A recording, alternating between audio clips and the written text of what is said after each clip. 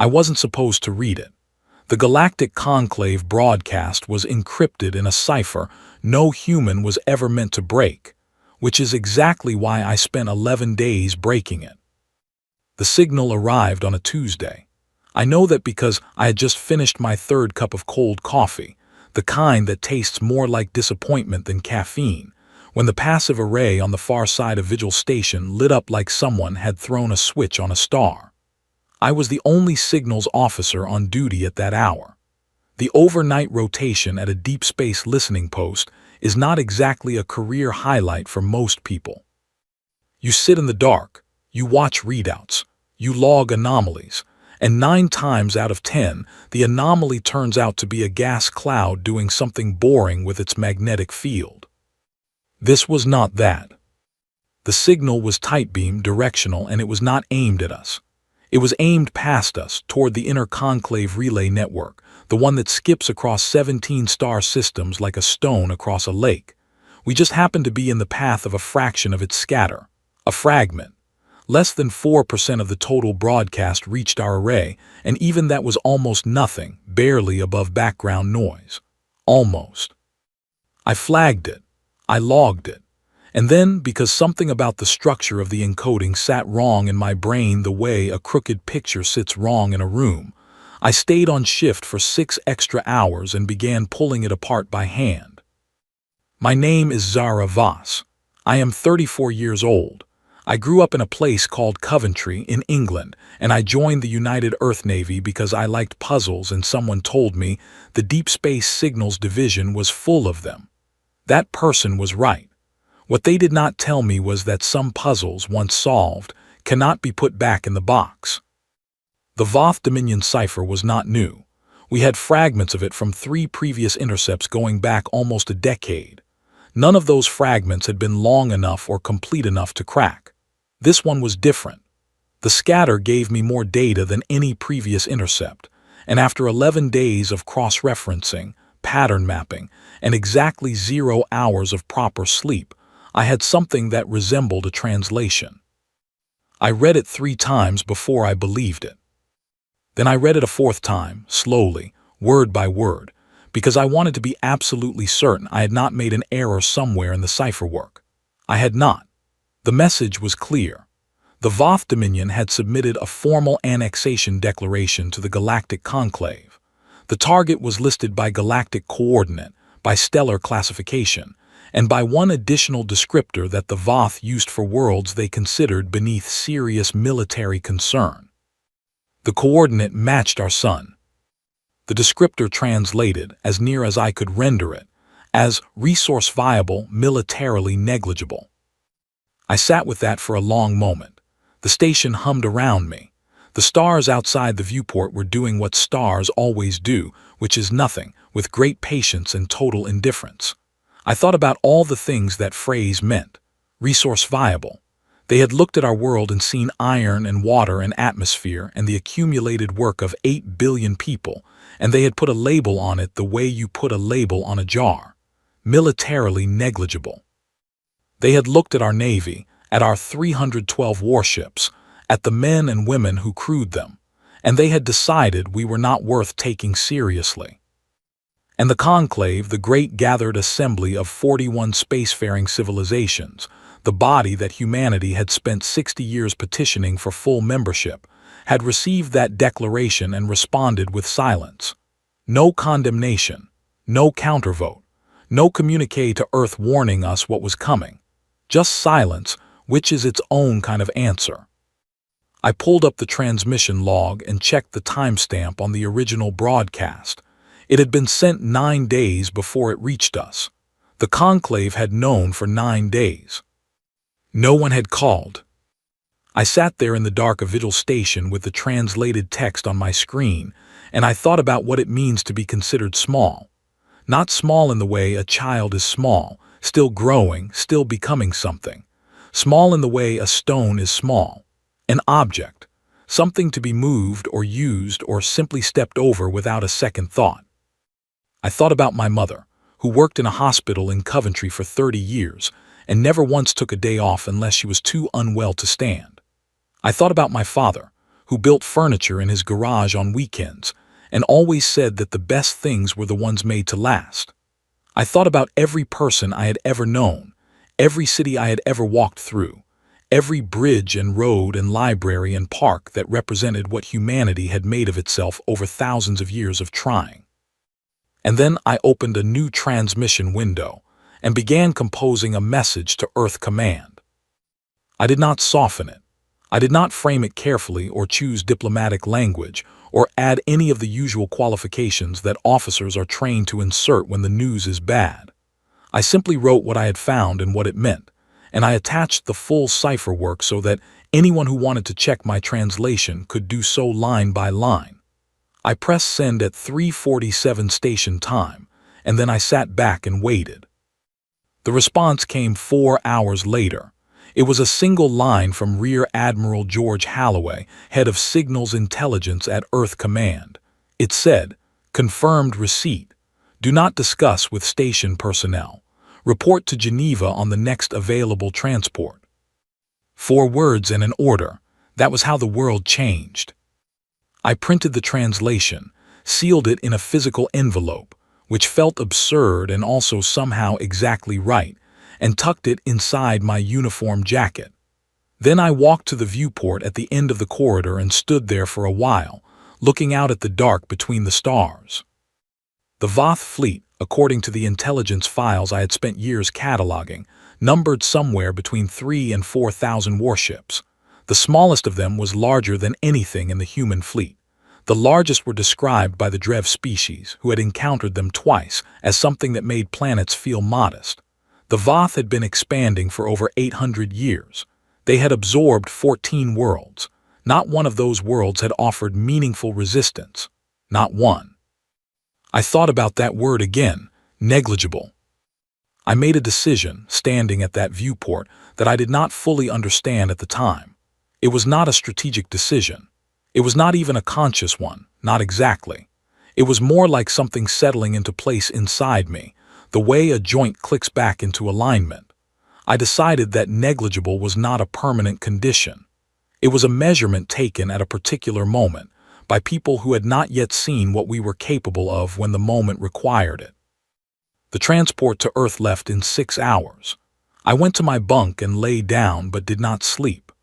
I stared at the ceiling and listened to the station breathe around me, all its recycled air and quiet machinery, and I thought about 11 days of work that had ended with a sentence nobody wanted to read. I had not set out to start a war. I had set out to solve a puzzle. But puzzles, once solved, have consequences. And this one, I knew with a certainty that sat in my chest like cold stone, was going to have consequences that reached far beyond the walls of any station or the boundaries of any career. The transport docked at 600. I was the only passenger heading back toward the sun. I looked at the stars one more time as the airlock sealed. They looked exactly the same as they always had. Vast, quiet, completely indifferent to what any one species decided to do with the time it had been given. That indifference, I decided, was not going to stop us. Nothing was. The shuttle from orbit took 40 minutes to reach Geneva, and for all 40 of those minutes I sat in a window seat and watched the clouds pass beneath me and thought about how strange it was that the world below looked completely unchanged. Cities, rivers, the long gray smear of a coastline, morning light moving across the surface of something that had just been designated a target, going about its business without any idea what had been written about it in a cipher no human was supposed to read. The briefing room at Earth Command Naval Headquarters was underground, 3 floors down, past 2 security checkpoints and a biometric scanner that took longer than it should have because my hands were slightly unsteady. I had not slept in over 30 hours. I had eaten a protein bar on the shuttle and called it breakfast. Rear Admiral George Holloway was waiting with 4 other senior officers and 2 people in civilian clothes I did not recognize. Everyone stood when I entered, which was unexpected. I was a commander. There were admirals in the room. Nobody stands for a commander. Holloway was a broad man with close-cropped gray hair, and the kind of face that had clearly decided somewhere around age 50 to simply stop changing. He shook my hand and looked at me very steadily and said, "You're certain of the translation?" It was not a question, but I answered it like one. "Yes, sir. Every line. I've attached the full cipher key and cross-reference index. Anyone in this room can verify it independently." He nodded once. "We have twice in the last 4 hours." He gestured to the chair at the head of the table. "Sit down, Commander. We have a great deal to discuss." What followed was 6 hours of the most exhausting conversation of my life. I walked them through every step of the decryption. I explained the scatter geometry that had given us the data, the pattern mapping technique I had adapted from a method originally developed for decoding stellar pulse sequences, and the translation framework I had built from the 3 prior intercepts. I answered every question completely and without hesitation. By the end of it, no one in the room had any doubt about what the message said. Then came the harder conversation. The Voth Dominion had not set a date in the declaration. Annexation declarations, according to the files we had on Voth procedure, were followed by a fleet mobilization period that varied between 8 and 14 months depending on operational priorities. We had at best a year, possibly less. Our Navy numbered 312 warships. The Voth Advance Force alone, the scouting element they would send ahead of the main armada, typically consisted of 600 vessels. One of the civilian advisors, a man named Peter Gallagher who turned out to be from the diplomatic division, leaned forward and said very carefully that perhaps the most prudent course was to engage the conclave directly and attempt to negotiate terms before the fleet arrived. He used the phrase dignified integration twice. The second time he said it, I watched Admiral Halloway's jaw tighten by a degree that I suspected nobody else in the room noticed. I noticed because I was watching for it. Dignified integration, I said, keeping my voice level, is what the Voth call it when a world agrees to hand over its resources and its governance and its people's future before the fleet has to fire a single shot. We would retain the name Earth. We would lose everything the name means.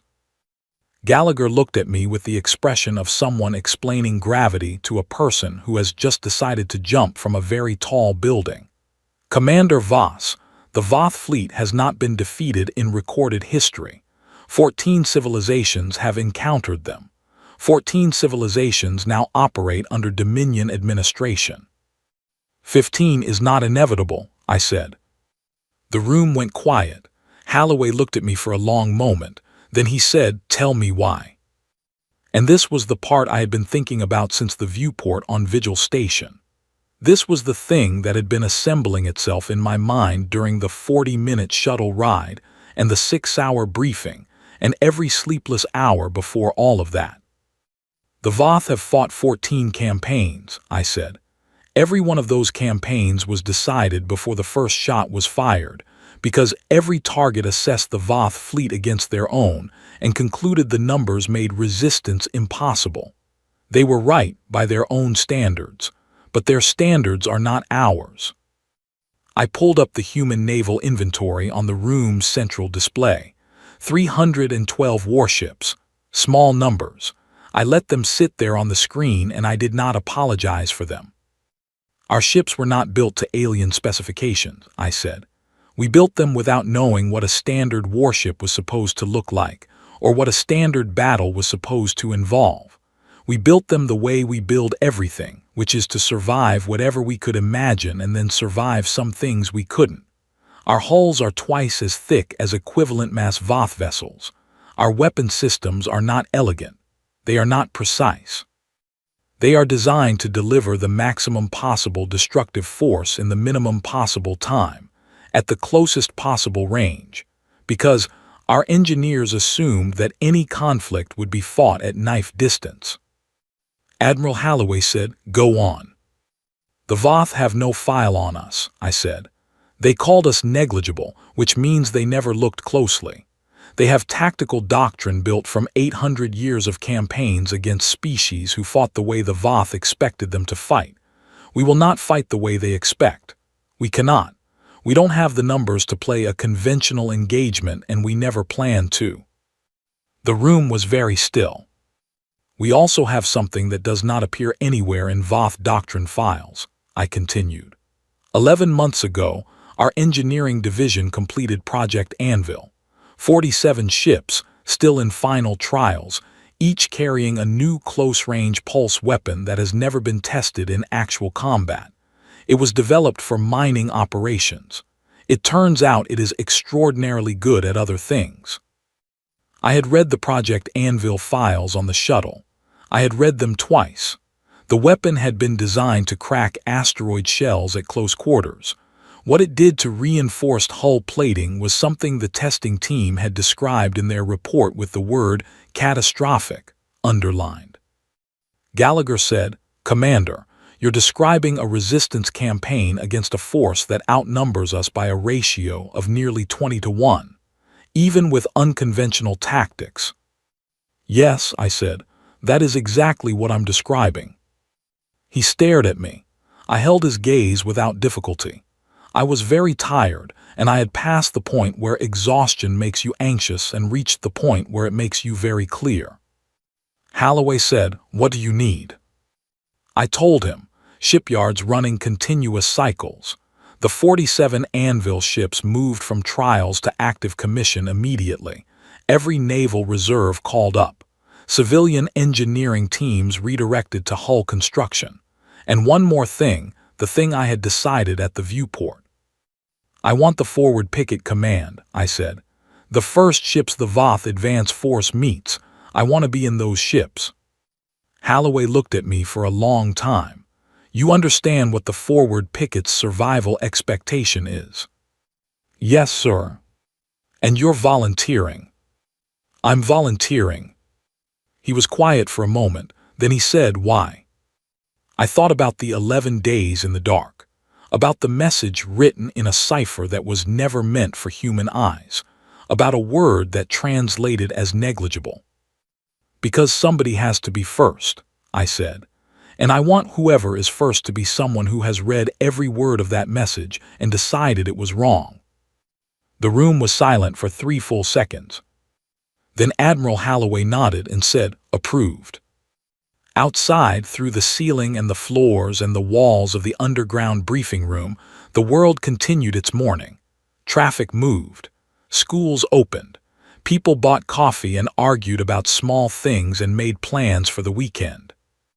8 billion people who had no idea that a decision had just been made on their behalf, in a room underground, by a woman who had not slept in 30 hours, and who had decided, with total clarity and zero hesitation, that the word negligible was about to become the most expensive mistake the Voth Dominion had ever made.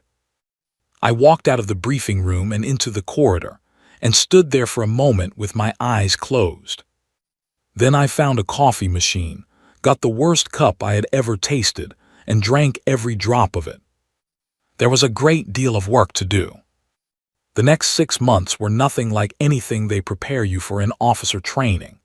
The Naval Academy teaches you tactics, navigation, weapons systems, command psychology, and 100 other things that matter a great deal in normal conditions. None of those conditions were going to apply to what was coming, and everyone in the naval command structure knew it, even if most of them were still adjusting to the idea that the situation was real.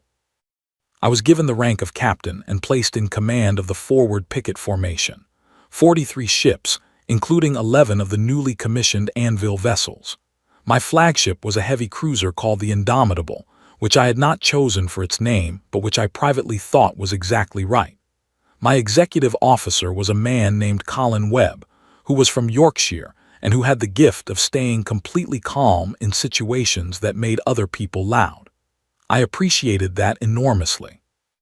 I was not always calm myself, but I had learned to look calm, which turns out to be nearly as useful. The Voth Advance Fleet, according to signals intelligence gathered over the following months through 3 separate listening posts, was assembling at a staging point approximately 4 light months beyond the heliopause, 600 ships.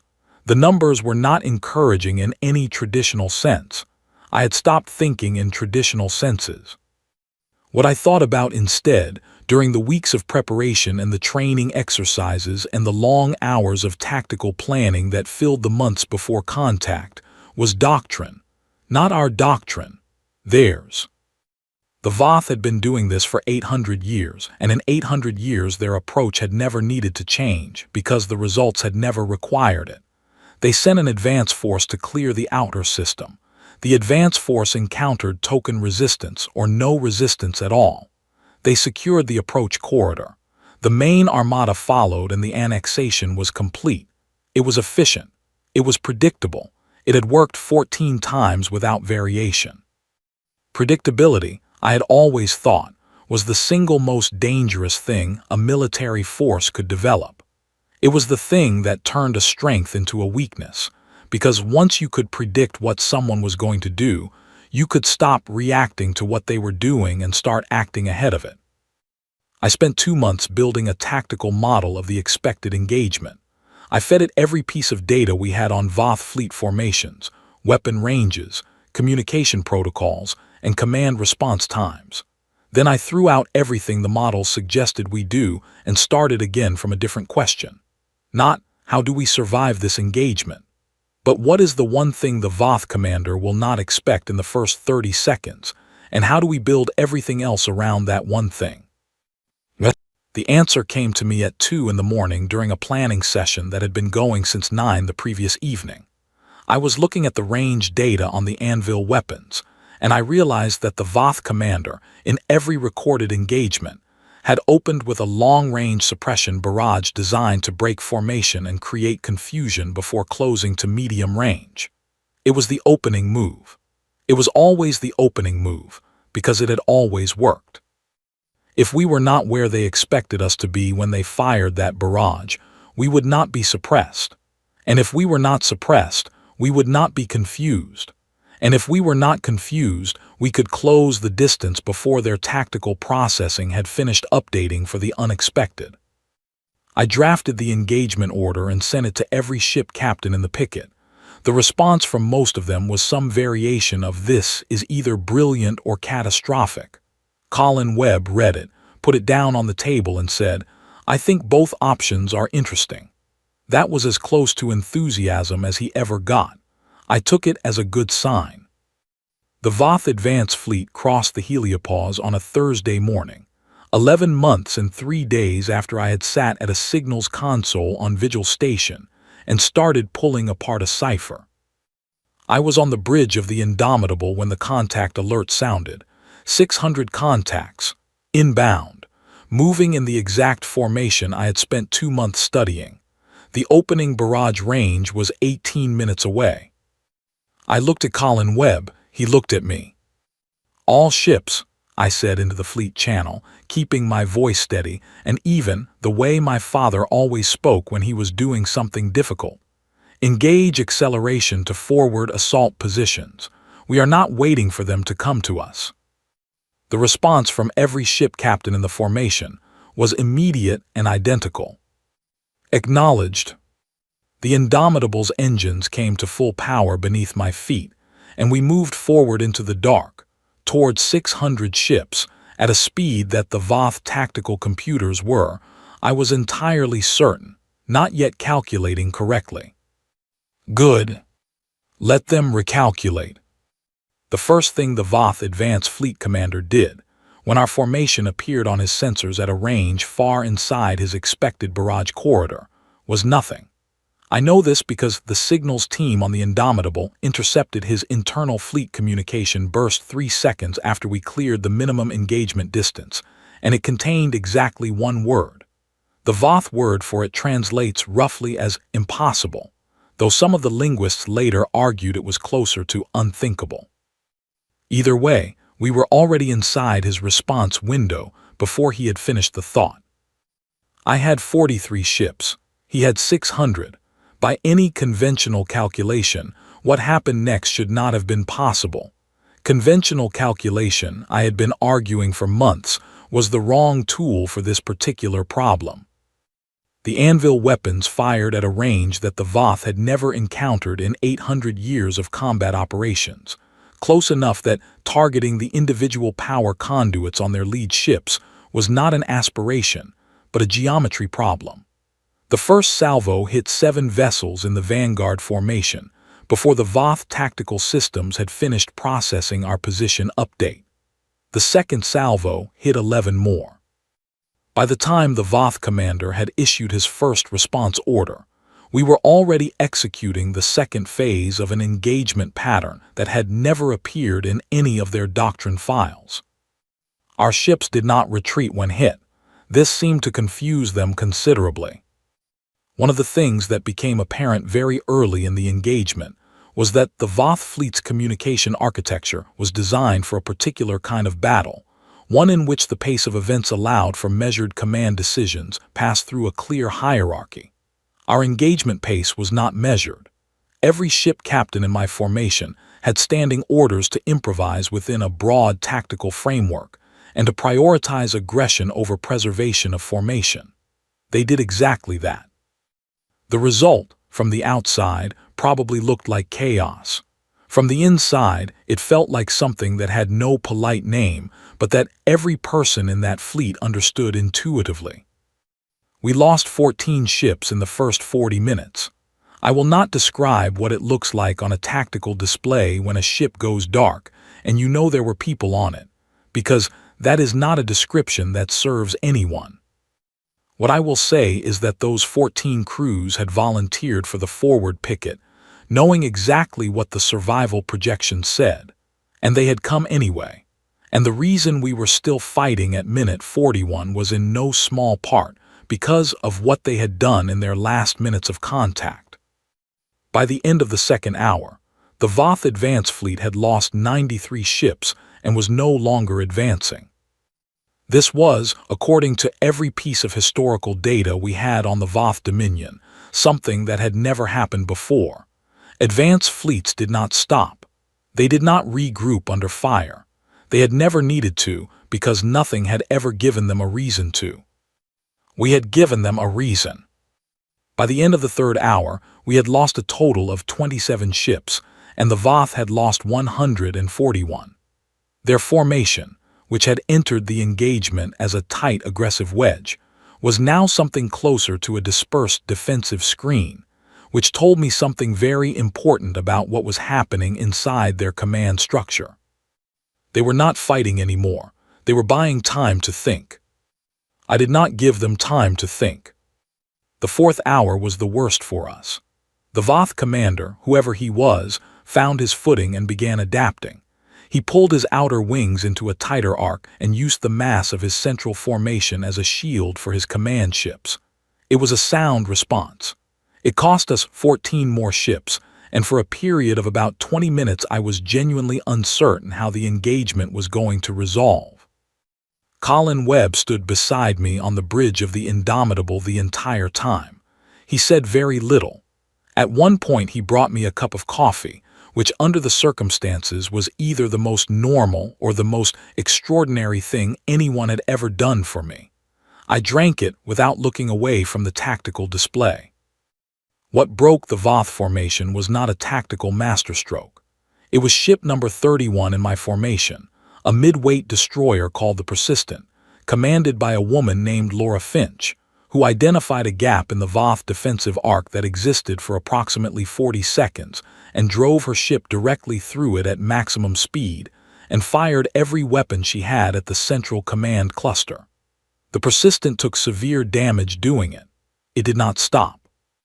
Laura Finch did not pull back. She came through the other side of the formation and immediately turned for another pass. 40 seconds later, 2 more of our ships followed her through the gap before it closed. The Voth formation broke. Not slowly, not gracefully. It broke the way ice breaks when the pressure beneath it becomes too great, suddenly, completely. And with a sound, metaphorically speaking, that I imagined could be heard at a considerable distance. 214 Voth ships were destroyed or disabled by the time the advance fleet reversed course. Our losses stood at 41 vessels. a number that I carry with me every day and that I will carry for the rest of my life. The Voth advance fleet retreated. In 800 years of expansion, the Voth Dominion had never had an advance fleet retreat from a target system. It was not in their history. It was not in their expectations. Now it was. The signals team intercepted the burst transmission the Voth commander sent back to the main armada. I did not have a full translation for several hours, but when it came through, I read it standing at the viewport of my cabin, and I read it 3 times. The Voth word they used for us in that transmission was not the word for a target. It was not the word for a species. It was a word from their older military vocabulary, one the linguists said had not appeared in Voth communication records in over 2 centuries because it was considered archaic. It translated, approximately, as feral combatants, species that fight without the constraints of strategic logic, species that treat damage to themselves as irrelevant, species that, historically, the Voth had encountered so rarely that they had almost stopped believing such things existed. I looked at the translation for a long time. The stars outside the viewport were the same stars they had always been, indifferent, patient, permanent. I thought about 41 ships. I thought about 800 years of unbroken conquest, meeting 43 vessels and deciding, for the first time in its history, that it needed to think again. Then I went back to the bridge and began planning for what came next. Because what came next was the main armada. 4,000 ships. And we had 1 year to be ready. The 6 weeks that followed the Kuiper engagement were the most concentrated period of industrial effort in human history, and I say that with full awareness of every war and crisis and emergency that had come before. Earth's shipyards did not slow down. They did not pause for assessments or committee reviews or the normal bureaucratic rhythms that govern large decisions in peacetime. They accelerated.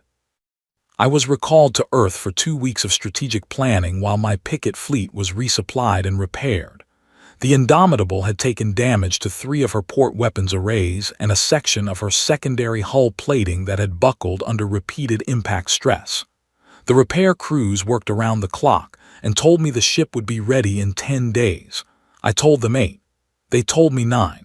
We settled on 9.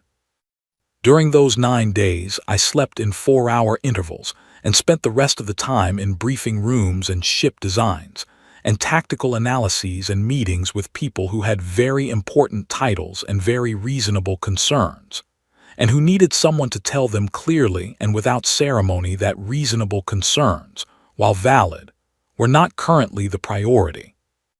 The Voth main armada, signals intelligence confirmed, had begun moving. It was not moving fast. The Voth, understandably, had revised their timeline after the Kuiper engagement and were now approaching with considerably more caution than they had previously applied to any of their 14 campaigns.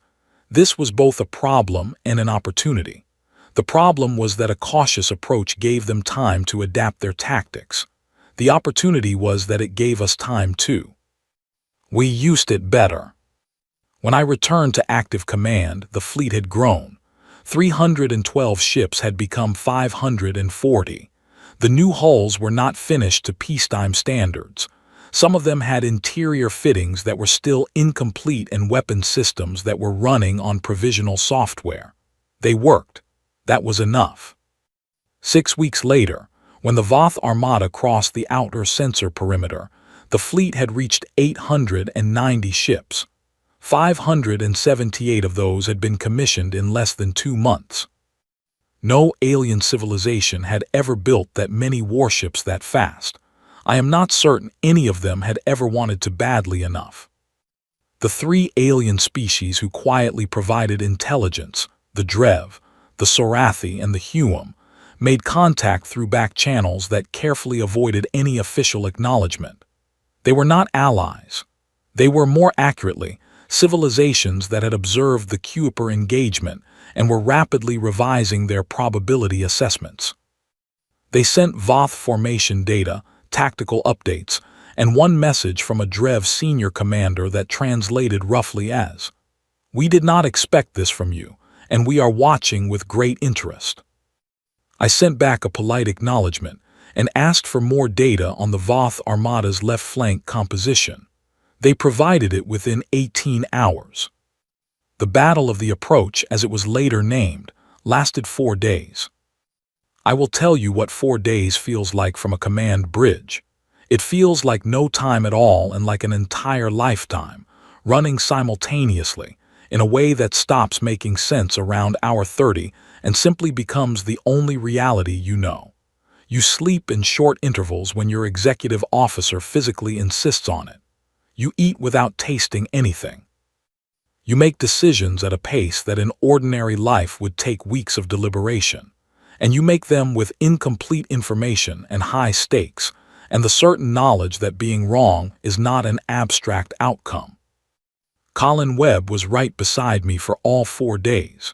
He slept slightly more than I did and ate slightly more regularly, and I think that is largely why I am still functional. The Voth Armada entered the inter-system engagement corridor on the first day with a formation that was notably different from anything in their historical files. They had learned from Kuiper. They came in a dispersed envelope formation rather than a concentrated wedge, which was designed to prevent us from exploiting the kind of gap that Laura Finch had driven the Persistent through. It was a sound adaptation. I had anticipated it. What I had not anticipated, and I will say this plainly because accuracy matters more than pride, was the Voth use of a long-range disruption weapon that interfered with our fleet communication systems. For approximately 2 hours on the first day, our ships were operating on degraded comms, and in those 2 hours the formation discipline we had trained for months began to fray at the edges. What saved us was exactly the thing I had been arguing for since Geneva: decentralized command. Every ship captain in the fleet had operational authority within their formation zone. When comms degraded, they did not wait for orders. They made decisions based on the tactical framework they had internalized and the situation in front of them. Not all of those decisions were optimal. Some of them were costly. All of them were made, and that was the difference between a fleet that fragments and a fleet that continues to function. By the time the comms disruption cleared, we had lost 62 ships and the Voth had lost 215. The ratio was worse than Kuiper. It was still better than anyone outside our fleet had calculated as possible. Day 2 was different. The Voth adjusted their envelope to concentrate force on our right flank, which was the formation zone I had assigned to our newest and least tested ships. I recognized the targeting logic. They were going for the weakest hull ratings in our formation, the ones their sensors would identify as freshly built and not fully integrated. It was tactically correct of them. What they could not have known was that I had anticipated this and placed every Anvil ship in that zone. The newest hulls were the bait. The Anvil weapons were the answer. The right flank engagement on Day 2 is the part that the Conclave intelligence reports later spent the most time on. I have read those reports. The language they use is careful and measured and bureaucratic, the way intelligence reports always are, but underneath it, I can hear the thing they are actually saying, which is that what happened on the right flank did not match any model in their files. Our newest ships under fire closed the distance to the Voth formation instead of holding position. The Anvil weapons fired at ranges the Voth had never encountered. The damage to their right flank column was, to use the word from our own testing reports, catastrophic. They lost 412 ships in that zone over an 18-hour period. We lost 97. Day 3 was attritional. The Voth main body, still enormous even after 2 days of losses, pressed forward. We did not yield ground. We bent in places under the weight of their numbers. And there were moments during Day 3 when the tactical display showed patterns that were genuinely frightening. Ships in distress, zones under pressure, gaps that would have been decisive in another kind of battle. But we had built the fleet to absorb damage and keep function. And we had crew who treated the word stop as something that applied to other people. On the morning of Day 4, the Voth Armada was down to approximately 2,400 functional ships. We were down to 589. The ratio was not in our favor in absolute terms. It had never been. But the Voth commander was looking at a battle that had already cost him more ships than the Dominion had lost in its entire previous history of expansion, against a target that was not showing any sign of stopping. At 9:40 on Day 4, the Voth command channel broadcast a signal on a frequency we recognized from the diplomatic files as a ceasefire indicator. I made him wait 6 hours before I responded. I did not do this out of cruelty. I want to be clear about that. I did it because I needed him to understand in the silence of those 6 hours that we were not the species that he had read about in an annexation declaration. We were not negligible. We were not a resource to be catalogued. We were people who had been told we were not worth serious consideration, and who had spent 14 months proving, in the most direct terms available, that this assessment required significant revision. At 15:40, I opened the channel and accepted the ceasefire. The Voth Dominion had requested a cessation of hostilities. For the first time in 800 years of continuous expansion, the Dominion had stopped. I sat at my station on the bridge of the Indomitable, in a ship that had taken damage I was not yet fully aware of, and I looked at the tactical display. Red contacts, the Voth formation, were holding position. Blue contacts, our fleet, were holding theirs. 301 blue contacts, down from 890. Each of those absent blue points was a ship, and each ship was people, and I knew that weight and I was not going to put it down. But I was also looking at 2,400 red contacts that had asked us to stop. Colin Webb was standing at my shoulder. He had, in the last 4 days, maintained an expression of such studied normality that I had privately decided he was either the calmest person in the solar system or was performing an extraordinary act of will for the benefit of everyone around him. He looked at the display for a moment, and then he said, "Well, that's a thing." "Yes," I said, "it is." Outside the viewports, the debris of 4 days of battle drifted in the cold dark between the stars. Inside the ship, the crew was very quiet. Not the quiet of exhaustion, although there was that too. The quiet of people who had done something that was not supposed to be possible and were still in the process of understanding that it had happened. I thought about the shuttle ride back to Earth 11 months ago. The clouds below, the unchanged world, the cities and rivers and the long gray coastline, 8 billion people who had not known what was coming. They would know now. The ceasefire held through the night, and in the morning I received a formal communication from the Voth command structure requesting terms of engagement. In 800 years, they had never requested terms from a target. They had offered terms. They had dictated terms. They had arrived at planets and presented a document and waited for a signature, because nothing had ever given them reason to expect anything else. I forwarded the communication to Geneva with a brief note that said the forward commander recommends we take our time responding. Halloway replied within the hour, agreed. We took 2 days. In those 2 days, the Drev, the Sorathi, and the Huam each sent separate communiques that were formally worded, but contained a clear underlying message, which was that they wished to speak with Earth Command at the earliest opportunity about the structure of future relations in the conclave. Gallagher, the diplomat who had recommended dignified integration, sent a personal message to my ship that I think was intended as an apology but which he could not quite bring himself to word directly.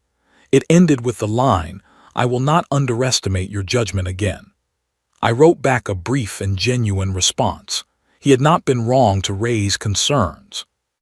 He had simply not had access to the same information I had, which is that the people of Earth, given a clear choice between the possible and the necessary, will find a way to reach the necessary every single time.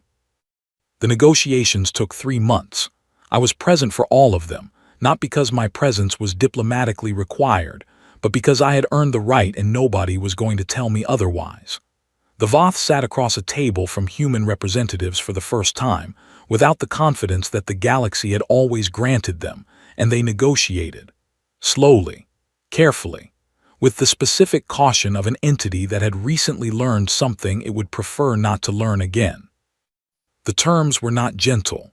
I had told Geneva what I wanted, and Geneva had, to their credit, held the line on all of it. Non-annexation guarantees. The Voth Dominion would withdraw from all military operations against independent worlds and submit to conclave arbitration for any future territorial disputes. The 14 worlds previously under Dominion administration would be offered a supervised transition to self-governance, with conclave monitoring. Any military approach to an independent system without prior conclave authorization would constitute a violation of the agreement, with consequences. The Voth signed it. I watched the moment on a screen in the negotiation anteroom because I was not at the table for the signing itself. That was properly the work of diplomats, but I needed to see it happen with my own eyes. They signed it. I went back to my cabin on the Indomitable, which was still orbiting outside Geneva while the diplomatic work concluded, and I sat at the small desk by the viewport and looked out at the planet below. Home. Still there. Still unchanged in all the ways that mattered and changed in all the ways that needed to be changed. I thought about 11 days of cipher work in the dark of a listening post, about a translation that had not been wrong, about a word that had been applied to us with total confidence by people who had no idea what they were calling negligible, about 41 ships and 301 ships and every person in every one of them, about a war that we had not asked for and had not run from. Then I picked up the personal log I had been keeping since the first day of the Kuiper engagement, and I wrote one line. I wrote, "We were not what they thought we were." That was all. Everything else was detail. The Galactic Conclave's Grand Assembly Chamber was nothing like I had imagined it would be. I had spent years looking at images of it in diplomatic briefings. The vast circular space, the layered galleries where species sat in their designated sections, the central dais where formal addresses were delivered, and I had always processed it as something belonging to a future that humans were working toward, distantly, incrementally, through the slow accumulation of diplomatic goodwill. I was standing at the entrance to that chamber, in full dress uniform, 13 months after the ceasefire, and humanity's first permanent council seat was 8 rows from the front with a placard that said Earth, and I was the one who was going to sit in it. The walk from the entrance to the seat took approximately 40 seconds. It felt longer, not because I was nervous, though I was a little, because every species in that room was watching, and I wanted to be very clear with every step that I was not walking in as a petitioner. I was not here to ask for consideration or to demonstrate our fitness for inclusion or to present any argument for why Earth deserved to be treated as an equal. We had made that argument already, in a vocabulary that nobody in that chamber had been able to misunderstand. I sat down. The chamber continued its business. Session opened. Procedural motions. Formal acknowledgments. The normal machinery of a governing body that had been running for 400 years and would continue running long after any individual in the room was gone. Then came the item on the agenda that the Conclave Secretariat had listed, with diplomatic understatement, as review of the Voth Dominion Accord and its implications for collective security. I had prepared remarks. I had rehearsed them. I delivered them without notes, because notes would have suggested I was uncertain of what I wanted to say, and I was not uncertain. I told the conclave that the Voth Dominion Accord was not an ending. It was a precedent.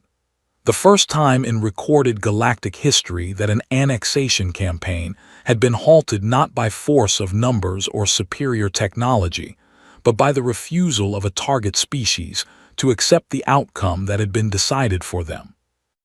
I told them that this precedent had implications that extended far beyond the Voth situation, because there were 14 worlds currently living under Dominion administration, and every one of them had now seen evidence that resistance was not futile.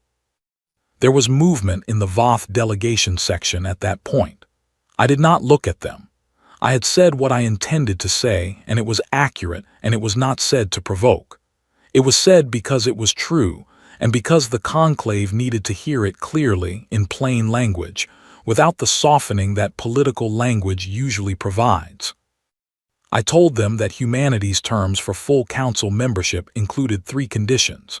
First, the adoption of a non-annexation statute as binding conclave law, not advisory guideline. Second, a mutual defense clause that would require collective conclave response to any member species facing annexation-level military threat. Third, a review commission for the 14 worlds under Dominion administration, with full conclave oversight. The chamber was quiet in the way large spaces get quiet when everyone in them is paying very close attention. Ambassador Sarev, representing the Keth Consortium, was the first to respond. He was a tall, narrow figure who communicated through a translation collar, and he had been the one, in the Geneva briefing room a year ago, who had advised me to be sensible. He looked at me across the chamber floor, and his translation collar said, after a brief pause, "Commander Voss, I would like to ask you something if the chair permits." The chair permitted. He said, "When you decided to resist, you did not know that you could win." It was not a question. I answered it anyway. "No," I said, "we didn't." "Then why?" he said. I thought about the viewport on Vigil Station, the stars, the cold and indifferent dark, the word that had been applied to us with perfect confidence by people who had never bothered to look closely. "Because we could not accept the alternative," I said. "Not because survival was guaranteed, because the kind of survival being offered was not worth having. A future in which we handed over everything we had built and everything we were and everything we might become, in exchange for being allowed to continue existing under someone else's authority, that is not a future. That is a very slow ending with someone else's name on it." Sarev was quiet for a moment. Then he said, "And if you had lost?" "Then we would have lost fighting," I said, "which is a different thing from losing while standing still." The chamber was still again. I let it be still. There was no reason to fill the silence. The silence was doing its own work. The vote on the Mutual Defense Clause was not unanimous. It passed with 31 votes in favor, 7 abstentions, and 3 against, one of which was the Voth delegation, which was present as an observer under the terms of the accord. The non-annexation statute passed with 34 in favor. The Review Commission for the 14 Dominion worlds passed with 36. I sat in the Earth seat and watched the vote tallies and thought about how strange it was that the most important numbers in the last year had always been the ones that looked impossible until suddenly they weren't. 312 ships, 890 ships, 589 ships remaining, 3 votes against out of 41.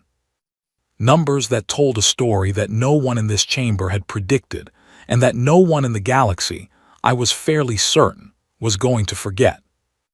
After the session ended, there was a reception in the gallery level that I attended because it was required, and because I genuinely wanted to meet some of the people who had voted with us. The Drev ambassador found me early in the evening and spoke for several minutes about the battle data his government had reviewed. He said that their tactical analysts had identified 14 separate moments in the 4-day engagement at which the outcome could have resolved differently if our crews had made more conservative choices. I said that our crews had been trained to understand that conservative choices in that engagement were the ones most likely to get everyone killed. He said that this was, from his species' perspective, a very unusual way of thinking about risk management. I said that we had found it useful. He laughed. It sounded different through his translation system than a human laugh would, but the intent was clear. Then he said something that I have thought about many times since. He said that the conclave, before the Voth situation, had essentially sorted all known spacefaring species into two categories: species that were strong enough to defend themselves and species that eventually weren't. He said that humanity had introduced a third category that his people did not yet have good language for. Species that should not, by any logical calculation, be able to defend themselves, but who do so anyway through some mechanism that is not adequately described by either numbers or technology. I said that I thought the mechanism had a name. He asked what it was. I said stubbornness. He laughed again. Later that night, alone in my quarters in the Conclave diplomatic complex, I sat at the desk by the window and looked out at the city that hosted the Conclave's headquarters. It was a city on a world I had never visited before and whose name I had known only from briefing documents. Strange sky, strange light, stars in different positions than I was used to. I opened the personal log. I had been writing in it since the day of the Kuiper engagement. It was not an official document. It was the thing I wrote when I needed to put something in order that would not stay ordered in my head. In 13 months it had become a record of something I had not fully understood while it was happening, and was still in the process of understanding now. I read back through some of it. The entry from Vigil Station, the entry from the Geneva briefing, the short entry from the night before Kuiper that said only, "We have a plan, we have a fleet, we have good people. That will have to be enough." The entry from day 4 of the main engagement that was mostly illegible because I had written it during a 2-hour comms blackout while sitting on the bridge floor waiting for a status report that was taking too long to arrive. And the one line I had written after the ceasefire. We were not what they thought we were. I sat with that for a while. Outside the window, the city of a world I had never seen was doing what cities do at night, which is continue. Traffic and light and the quiet activity of people going about their lives in a universe that had, in the last year, shifted in ways that most of them were only beginning to understand.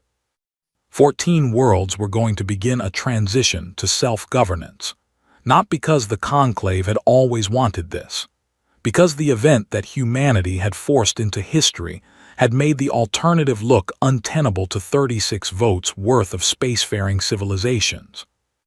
3 alien species had quietly provided us intelligence during the campaign and were now openly discussing formal alliance. The Drev ambassador had shaken my hand tonight. It was, he told me, the first time he had used that gesture with a human because it had not previously seemed relevant.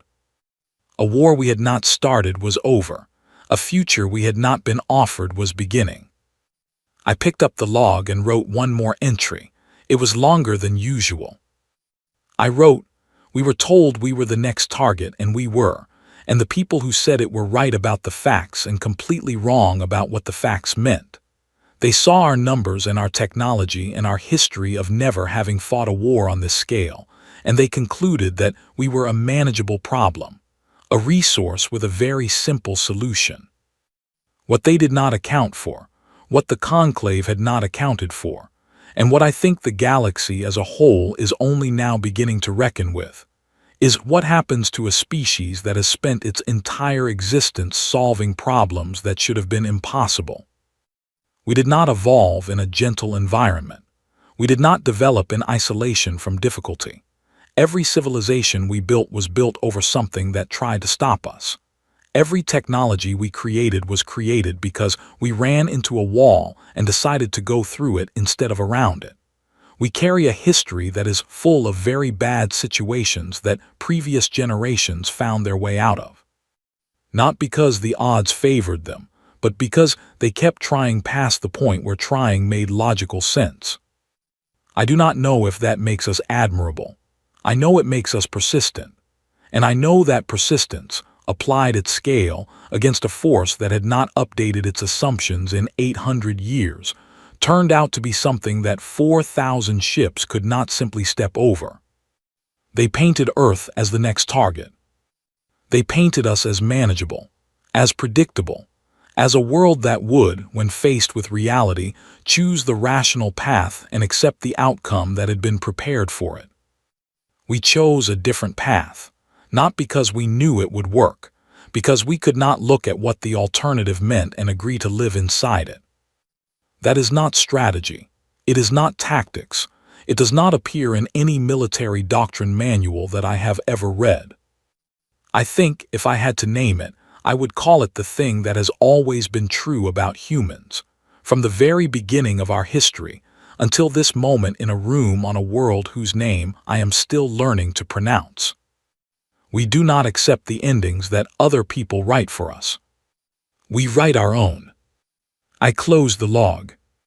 Outside the window, the stars were different from the ones I had grown up under, but they were still stars, still indifferent, still patient, still permanent. I had spent a long time thinking about that indifference as a kind of statement, a reminder of smallness, a reason to be humble about what any one species could accomplish. I did not think about it that way anymore. The stars were not indifferent to us. They simply did not know us yet.